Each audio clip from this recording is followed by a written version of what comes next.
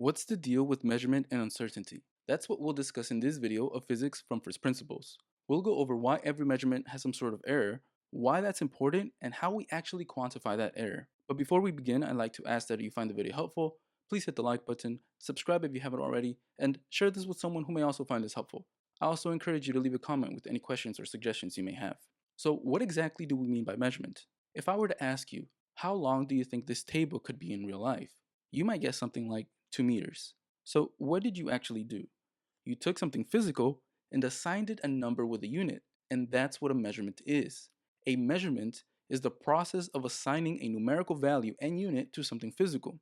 We've already been assigning and using measurements in many of the problems we've encountered, but here's the issue. If you were to actually measure that table, would you get exactly 2.00 meters? Probably not. The following is something that is usually skipped in most math courses. No measurement is exact. There's always going to be some form of variation, and that's where uncertainty comes in. Instead of pretending our measurements are exact, we acknowledge that they may fall within a certain range, and that range is the uncertainty. Uncertainty is an estimate of the range within which the true value of a measurement is expected to lie. In other words, it gives us a sense of how confident we are in a measurement. So, in physics, we don't just report a number, we report a measurement along with its uncertainty. Here's an example of what a proper measurement looks like. We have a ruler. Let's say that it's in units of centimeters. We decide to measure the length of a paperclip. We can clearly see that the top of the paperclip goes above the 1.8 centimeter line. So we could write that the length of the paperclip is about 1.83 plus or minus 0.01 centimeters. This tells us not just what we measured, but how confident we are in that measurement. I must say, however, that in practice, we don't always write the uncertainty explicitly. Most of the time, we assume that the uncertainty is in the last digit of the measurement. So if I write something like 2.35 centimeters, that usually implies an uncertainty of about plus or minus 0.1 centimeters. In other words, the last digit is the uncertain one. So why does this actually matter? Think about it. We need to trust our measurements, right? On a serious note, we don't want our buildings, bridges, or skyscrapers collapsing. And on a much lighter note, if we want to truly understand the world around us, we need to make sure we use proper measurements. That's why in physics, we don't just try to get an answer. We also try to understand how reliable that answer is.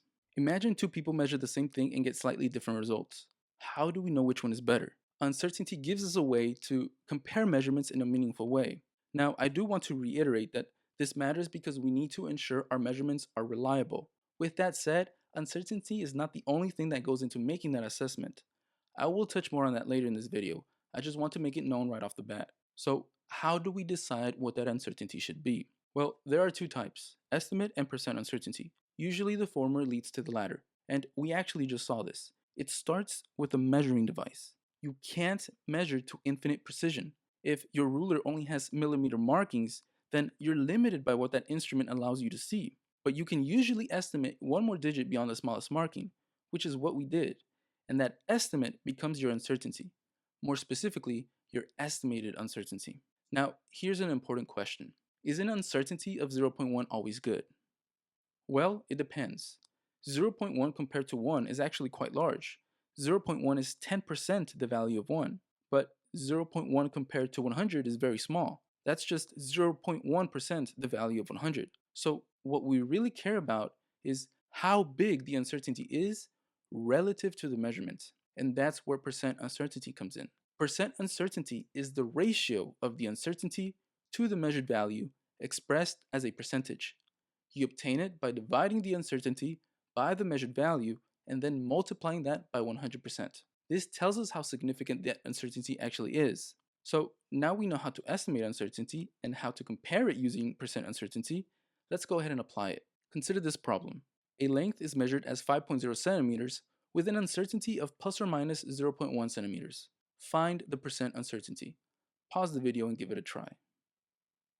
The first thing we do is go ahead and write down the formula for percent uncertainty. That is, the uncertainty divided by the measured value times 100%. Next, we should write down the values given.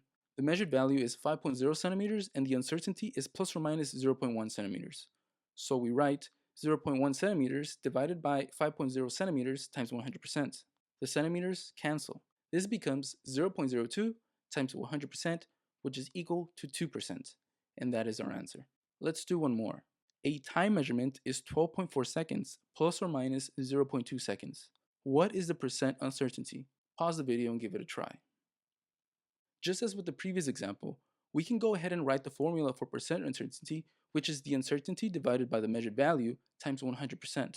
Now we write the values given. The measured value is 12.4 seconds and the uncertainty is plus or minus 0.2 seconds. So we write 0.2 seconds divided by 12.4 seconds times 100%. The seconds cancel. Evaluating 0.2 divided by 12.4, we get something like 0.01612, making this 0.01612 times 100%. This is equal to 1.1613%. Thus our answer is about 1.6%. In the next video, I'll cover significant figures, which will explain why our answer was rounded to what it is. Alright, so we've gone over what a measurement is and what uncertainty means. Up to this point, it might seem like the smaller the uncertainty, the better the measurement. And I mean, that's not entirely incorrect, but there's a bit of a problem here. Consider this question. Is a measurement with a small uncertainty always a good measurement? Not necessarily. Uncertainty only tells us how much our measurements vary, but it doesn't tell us if we're actually getting the right value. So if uncertainty isn't telling us the full story, then what else do we need to consider? We need to describe two things: how consistent our measurements are and how close they are to the true value. And those two ideas are what we call precision and accuracy. We've been talking about uncertainty, but what does that uncertainty actually represent? If I told you a measurement was 9.8 plus or minus 0.3, that plus or minus 0.3 is telling you how much the measurement could vary. In other words, it's telling you how spread out the results would be if you repeated the measurement. And that idea, how spread out measurements are, is exactly what I mean by precision. So when the uncertainty is small, the spread is small, the measurements are tightly clustered, and that means the measurement is precise. Now, as I mentioned earlier, consistency is one part of the story, but there is another question we haven't answered yet. How do we know if our measurements are correct? Because in physics, most of the time we're not really measuring something that is completely unknown. You'll find that in many cases there are already well-established values that have been measured many times with very careful experiments and in a capacity much better than ours. These values are what we call accepted values. And so accuracy is the degree to which a measured value agrees with the true or accepted value. And here's what you must understand. A measurement can be very precise, but not accurate. Let's visualize this. The accepted value for the acceleration due to gravity on Earth is about 9.8 meters per second squared. Now imagine we're conducting an experiment to measure the acceleration due to gravity. And each time we measure it, we mark the result as a point on a target. The center of the bullseye represents the true value, 9.8. First, let's consider measurements that are neither accurate nor precise. Notice that the measurements are scattered all over the place, and they're far from the true value. They are not consistent, and they're not correct. This is what poor measurements look like. Now, suppose the measurements are all very close to each other, but they're very far from the true value. This is what precision without accuracy looks like. Measurements are consistent, but not correct. Next, imagine the measurements are spread out, but they're scattered around the true value. These are accurate, but not precise. Finally, this is what we're aiming for. The measurements are tightly clustered and centered around the true value. They are both precise and accurate, consistent and correct. So the goal in any measurement isn't just to get a number, it's to get a result that is both precise and accurate. Again, consistent and correct. And uncertainty is a tool that helps us understand how close we are to that goal. Anyway, that is it for this lecture video. I'll leave the following problems for you to try. As always, I'll post the answers at the end of the next video. If you found the content helpful, I'd again like to ask that you subscribe, hit the like button, or leave a comment.